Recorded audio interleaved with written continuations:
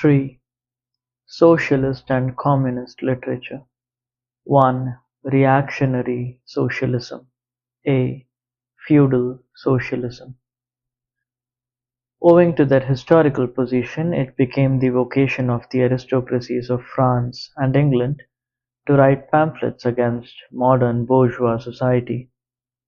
In the French Revolution of July 1830 and in the English Reform agitation, these aristocracies again succumbed to the hateful upstart. Thenceforth, a serious political battle was altogether out of question. A literary battle alone remained possible. But even in the domain of literature, the old cries of the Restoration period had become impossible.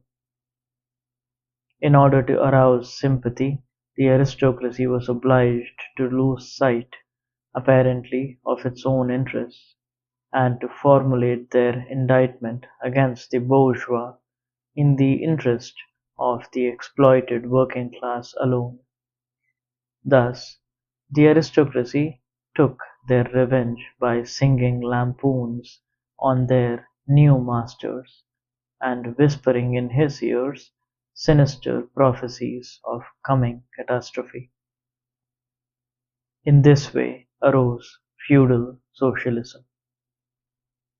Half lamentation, half lampoon, half an echo of the past, half menace of the future, at times by its bitter, witty, and incisive criticism, striking the bourgeoisie to the very heart's core, but always ludicrous in its effect, though total incapacity to comprehend the march of modern history. The aristocracy, in order to rally the people to them, waved the proletarian arms bag in front for a banner. But the people, so often as it joined them, saw on their hindquarters the old feudal coats of arms, and deserted with loud and irreverent laughter. One section of the French Legitimates and Young England exhibited this spectacle. In pointing out that their mode of exploitation was different to that of the bourgeoisie, the feudalists forgot that they exploited under circumstances and conditions that were quite different, and that now are antiquated. In showing that under their rule the modern proletariat never existed, they forgot that the modern bourgeoisie is the necessary offspring of their own form of society. For the rest, so little do they conceal the reactionary character of their criticism, that their chief accusation against the bourgeois amounts to this: that under the bourgeois regime a class is being developed which is destined to cut up root and branch the old order of society. What they upbraid the bourgeoisie with is not so much that it creates a proletariat as that it creates a revolutionary proletariat.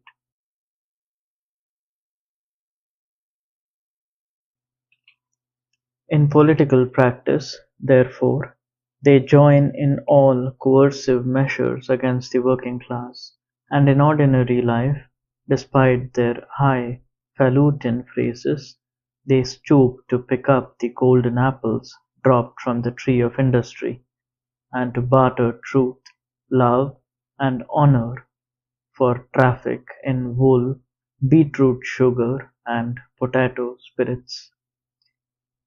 As the parson has ever gone hand in hand with the landlord, so has clerical socialism with feudal socialism. Nothing is easier than to give Christian aestheticism a socialist tinge. Has not Christianity declaimed against private property, against marriage, against the state? Has it not preached in the place of these charity and poverty, celibacy and mortification of the flesh? monastic life and Mother Church. Christian socialism is but the holy water with which the priest consecrates the heart burnings of the aristocrat. B. Petty bourgeois socialism. A feudal aristocracy was not the only class that was ruined by the bourgeoisie, not the only class whose conditions of existence pined and perished in the atmosphere of modern bourgeois society. The medieval bourgeois and the small peasant proprietors were the precursors of the modern bourgeoisie. In those countries which are but little developed industrially and commercially, these two classes still vegetate side by side with the rising bourgeoisie.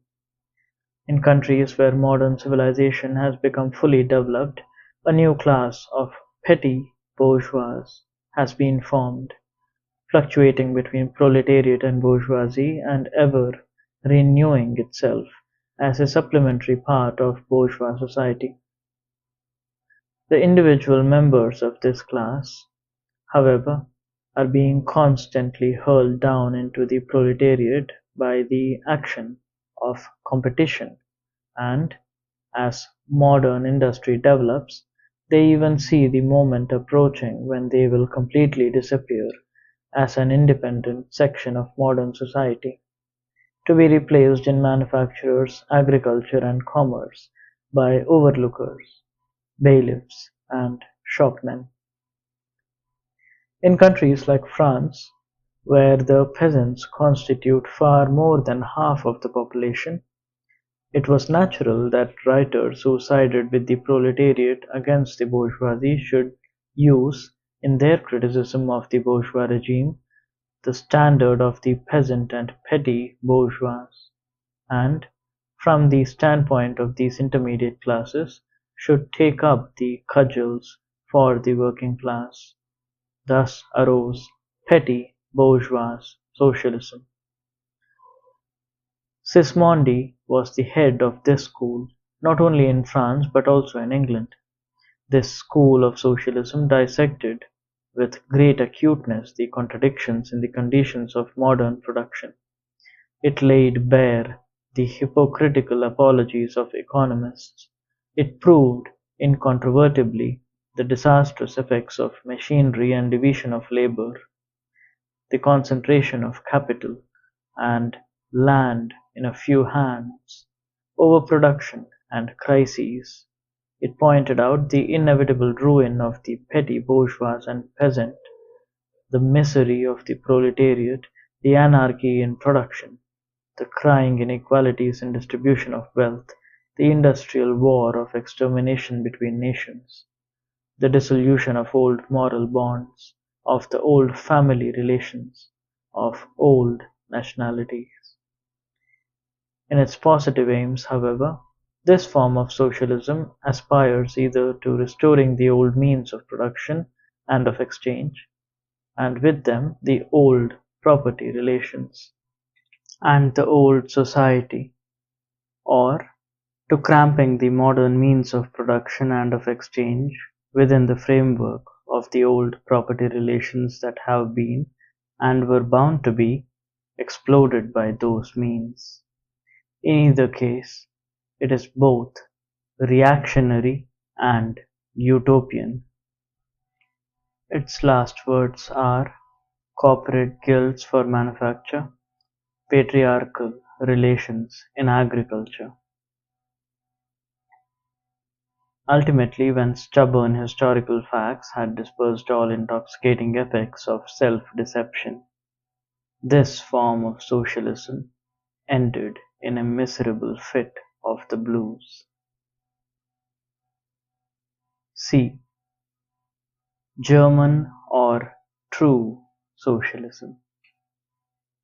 The socialist and communist literature of France, a literature that originated under the pressure of a bourgeoisie in power, and that was the expressions of the struggle against this power, was introduced into Germany at a time when the bourgeoisie in that country had just begun its contest with feudal absolutism. German philosophers, would-be philosophers, and beaux spirits, men of letters, eagerly seized on this literature, only forgetting that when these writings immigrated from France into Germany, French social conditions had not immigrated along with them. In contact with German social conditions, this French literature lost all its immediate practical significance and assumed a purely literary aspect. Thus, to the German philosophers of the 18th century, the demands of the First French Revolution were nothing more than the demands of practical reason in general, and the utterance of the will of the revolutionary French bourgeoisie signified, in their eyes, the laws of pure of will as it was bound to be, of true human will generally. The work of the German literati consisted solely in bringing the new French ideas into harmony with their ancient philosophical conscience, or rather in annexing the French ideas without deserting their own philosophic point of view. This annexation took place in the same way in which a foreign language is appropriated, namely by translation. It is well known how the monks wrote silly lives of Catholic saints over the manuscripts, on which the classical works of ancient heathendom had been written. The German literati reversed this process with the profane French literature. They wrote their philosophical nonsense beneath the French original. For instance, beneath the French criticism of the economic functions of money, they wrote alienation of humanity, and beneath the French criticism of the bourgeois state, they wrote dethronement of the category of the general. The introduction of these philosophical phrases at the back of the French historical criticisms they dubbed philosophy of action, true socialism, German science of socialism, philosophical foundation of socialism, and so on. The French socialist and communist literature was thus completely emasculated, and since it ceased in the hands of the German to express the struggle of one class with the other, he felt conscious of having overcome French one-sidedness, and of representing not true requirements, but the requirements of truth, not the interests of the proletariat, but the interests of human nature, of man in general, who belongs to no class, has no reality, who exists only in the misty realm of philosophical fantasy. This German socialism, which took its schoolboy task so seriously and solemnly, and extolled its poor stock in trade in such a mountebank fashion, meanwhile gradually lost its pedantic innocence. The fight of the Germans, and especially of the Prussian bourgeoisie, against feudal aristocracy and absolute monarchy, in other words, the liberal movement, became more earnest. By this, the long wished for opportunity was offered to true socialism of confronting the political movement with the socialist demands, of hurling the traditional anathemas against liberalism, against representative government, against bourgeois competition, bourgeois freedom of the press, bourgeois legislation, bourgeois liberty and equality, and of preaching to the masses that they had nothing to gain and everything to lose by this bourgeois movement. German socialism forgot, in the nick of time, that the French criticism, whose silly echo it was, presupposed the existence of modern bourgeois society with its corresponding economic conditions of existence, and the political constitution adapted thereto, the very things whose attainment was the object of the pending struggle in Germany.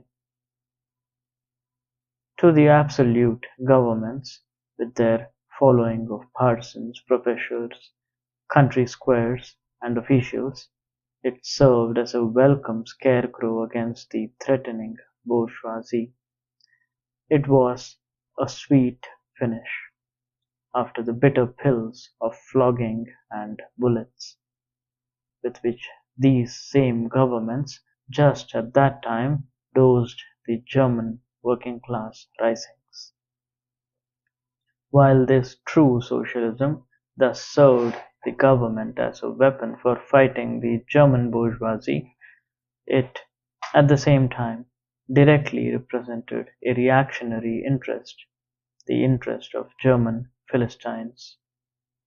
In Germany, the petty bourgeois class, a relic of the 16th century, and since then constantly cropping up again under the various forms, is the real social basis of the existing state of things.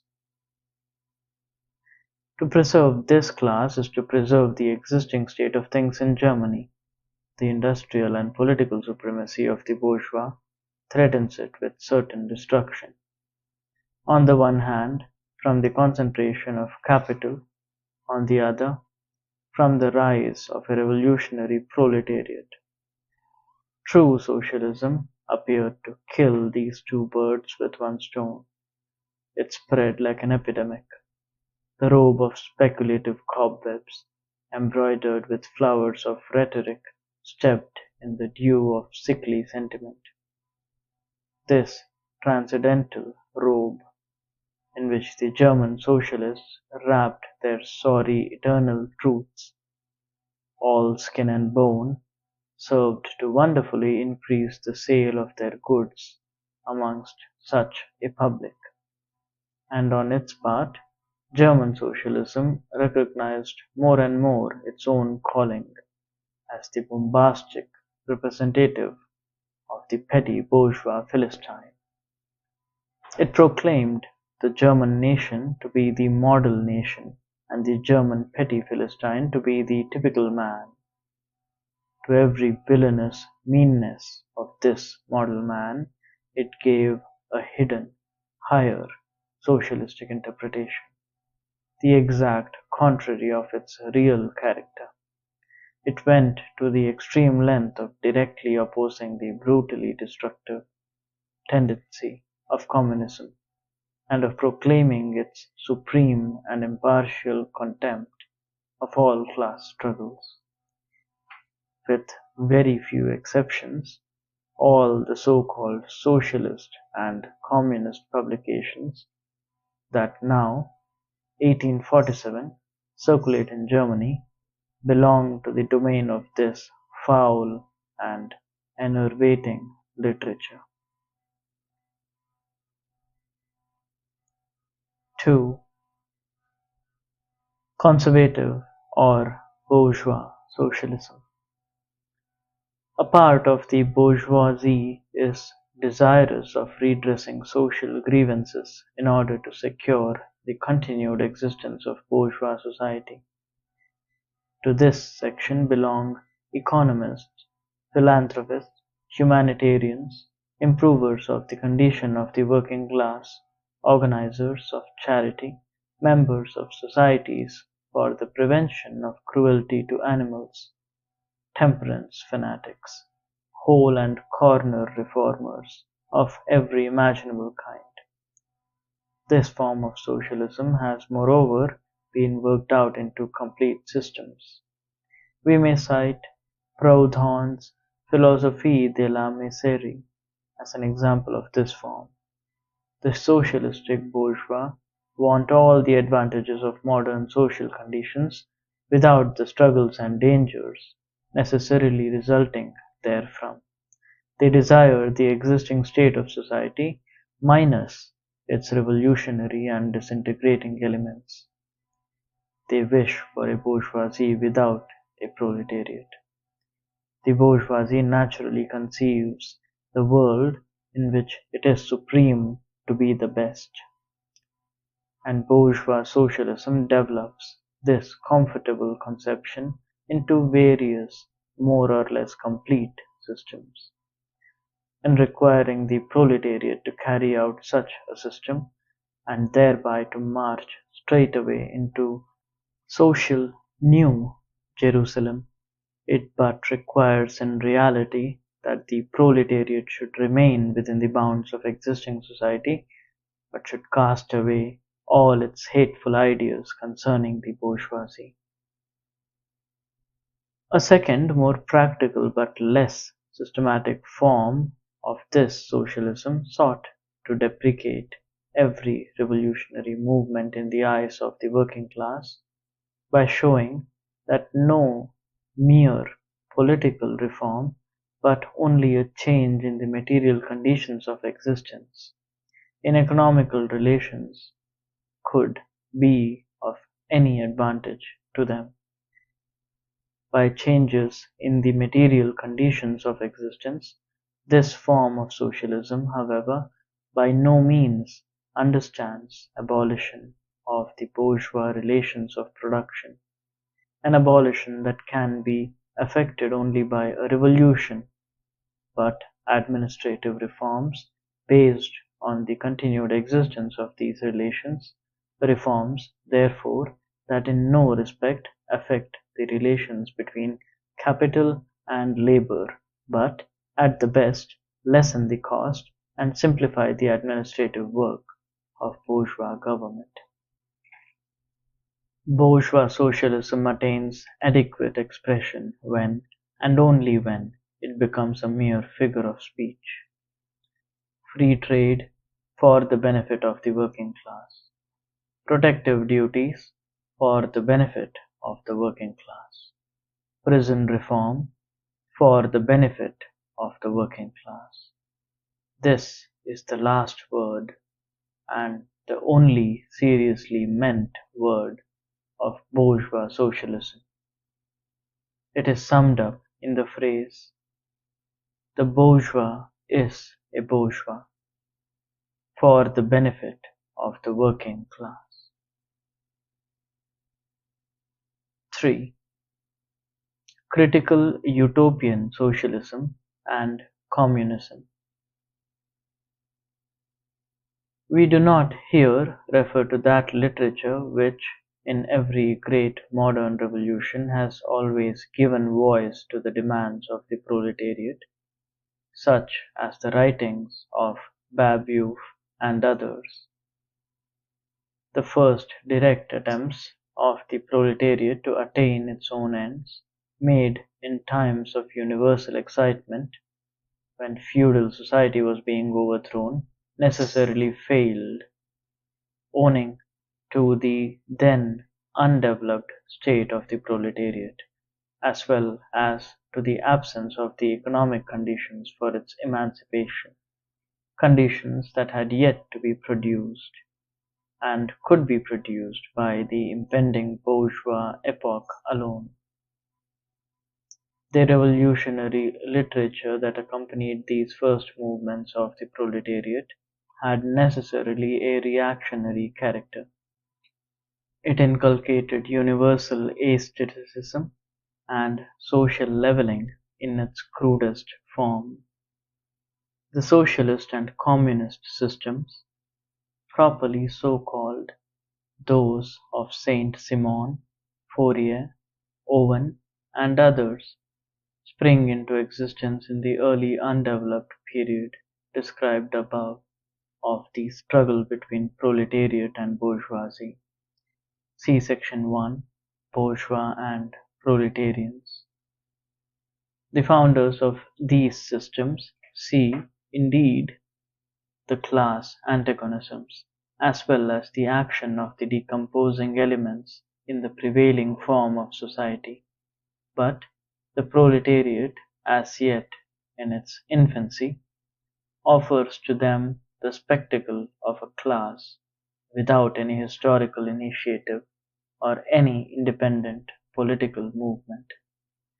Since the development of class antagonism keeps even pace with the development of industry, the economic situation as they find it does not as yet offer to them the material conditions for the emancipation of the proletariat. They therefore search after a new social science, after new social laws that are to create these conditions. Historical action is to yield to their personal inventive action, historically created conditions of emancipation to fantastic ones, and the gradual, spontaneous class organization of the proletariat to an organization of society especially contrived by these inventors. Future history resolves itself in their eyes into the propaganda and the practical carrying out of their social plans. In the formation of their plans, they are continuous of caring chiefly for the interest of the working class, as being the most suffering class. Only from the point of view of being the most suffering class does the proletariat exist for them. The undeveloped state of the class struggle, as well as their own surroundings, causes socialists of this kind to consider themselves far superior to all class antagonisms. They want to improve the condition of every member of society, even that of the most favored. Hence, they habitually appeal to society at large, without the distinction of class, nay, by preference to the ruling class. For how can people, when once they understand their system, fail to see in it the best possible plan of the best possible state of society? Hence, they reject all political and especially all revolutionary action. They wish to attain their ends by peaceful means, necessarily doomed to failure, and by the force of example to pave the way for the new social gospel. Such fantastic pictures of future society, painted at a time when the proletariat is still in a very underdeveloped state and has but a fantastic conception of its own position, correspond with the first instinctive yearnings of that class for a general reconstruction of society. But these socialist and communist publications contain also a critical element. They attack every principle of existing society. Hence, they are full of the most valuable materials for the enlightenment of the working class.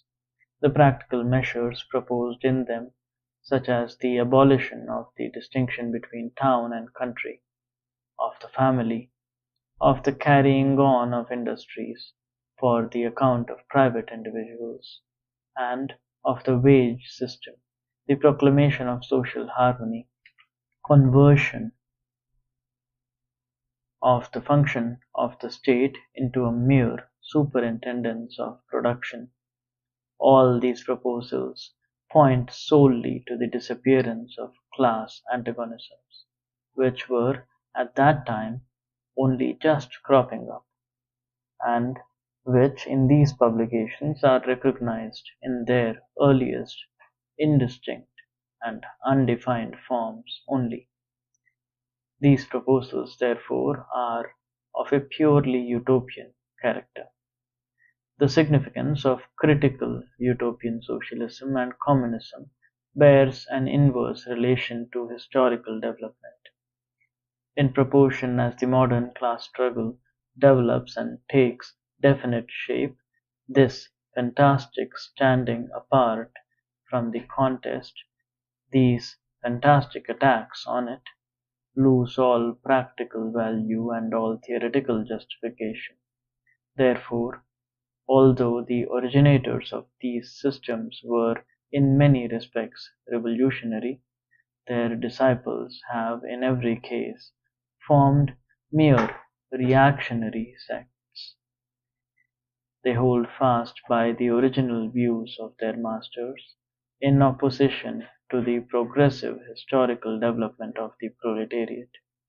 They therefore endeavor, and that consistently, to deaden the class struggle and to reconcile the class antagonisms.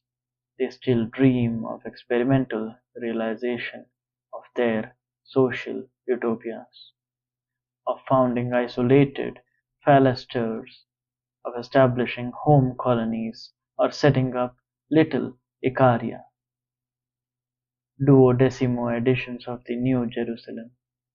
And to realize all these castles in the air, they are compelled to appeal to the feelings and purses of the bourgeois.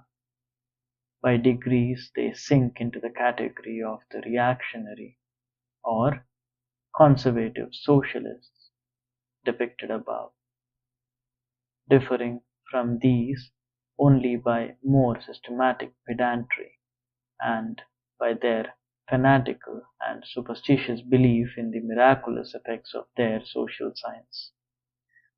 They therefore violently oppose all political action on the part of the working class. Such action, according to them, can only result from blind unbelief in the new gospel. The overnights in England and the Fourierists in France, respectively, oppose the Charists and the Reformists.